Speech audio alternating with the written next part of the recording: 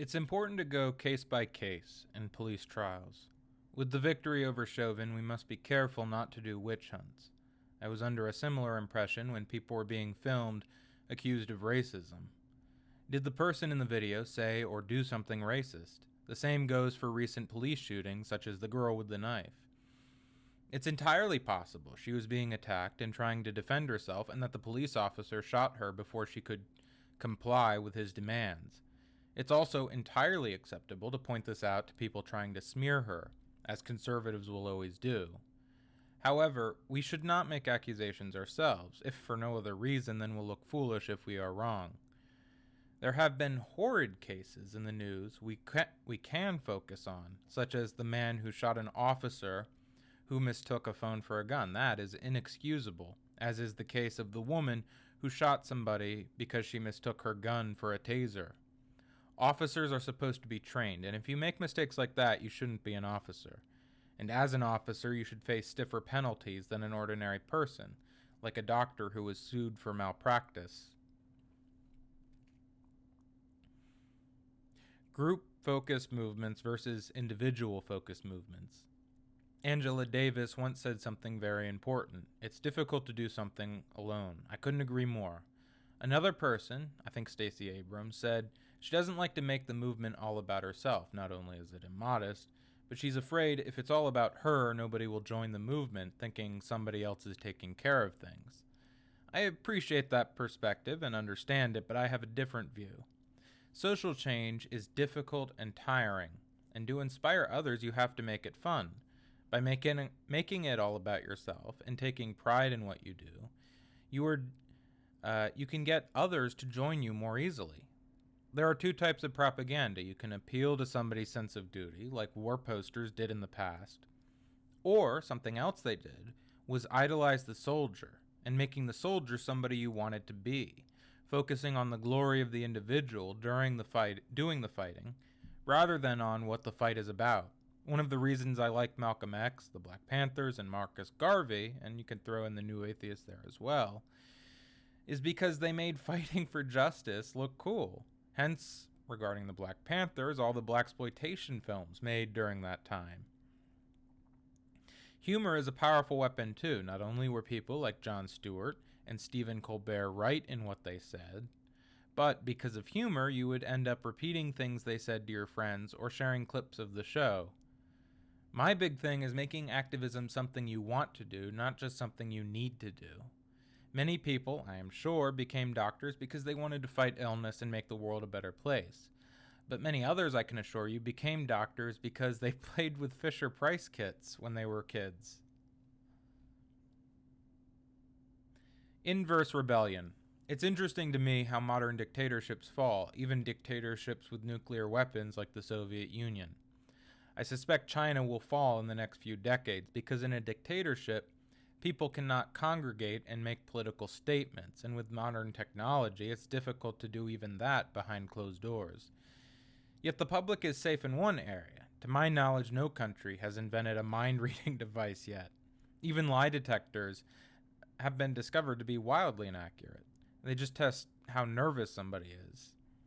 And so rebellions, for the most part, in modern dictatorships take place all in people's heads, one person at a time.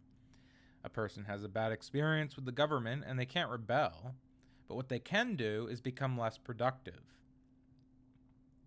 The nation begins to lag behind the rest of the world because the population is not incentivized to work. Eventually, if this goes on long enough, the government collapses. China has been able to stay afloat because they've rapidly industrialized, copying the rest of the world, but their ability to do so is diminishing. China's economy is now larger than the United States.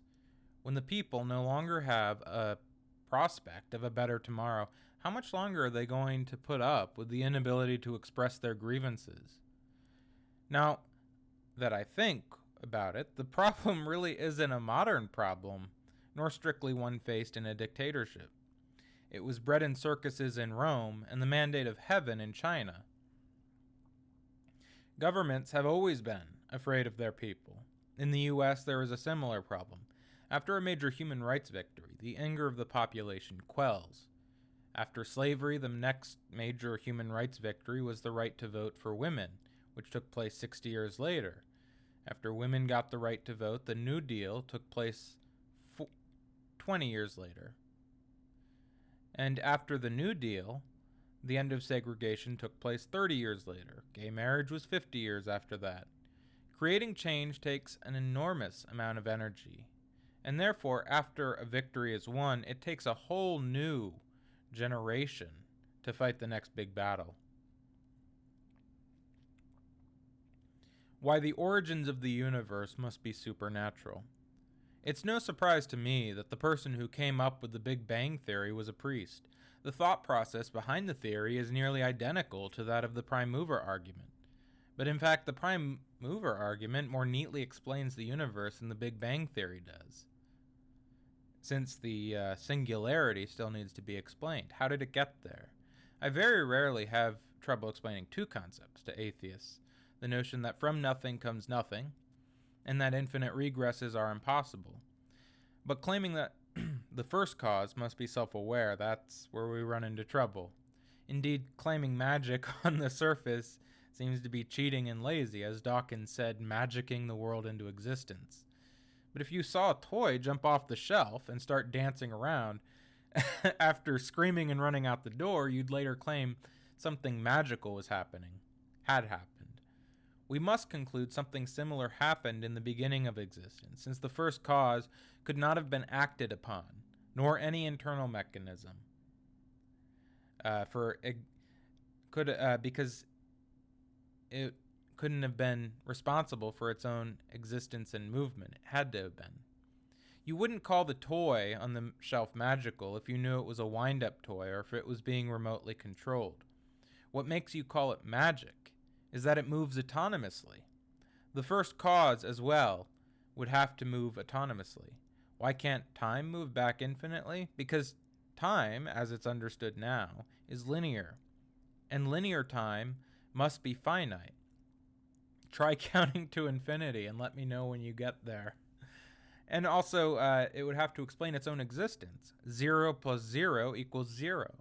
The first person to show me I did my math wrong gets a cookie. I mean, I suck at math, but I'm pretty sure I'm correct here. Couldn't there be some other aspect of time and space that allows for existence? I mean, anything is possible. God is possible, but that's no argument for God's existence. But if it's possible, doesn't that mean we can doubt God's existence? I would argue it has to be a reasonable doubt. As we saw in the Chauvin trial, you can doubt anything, even in the face of overwhelming evidence. Am I a man dreaming I'm a butterfly, or a butterfly dreaming I'm a man? Suggesting factors we haven't proven to exist is unreasonable. You could use the argument in any murder trial. Maybe the victim wasn't stabbed to death by my client. Maybe he died from some other cause. Well, what other cause? Maybe my client was being impersonated. By whom? To suggest space-time is responsible for existence, you need to warp the definitions of space-time without any evidence that space-time exists any differently than how it's perceived. The only conclusion we can draw is that the prime mover must be intemporal, self-moving, and by extension of its autonomy, self-aware. After all, how could you move yourself without some internal or external mechanism unless you were self-aware?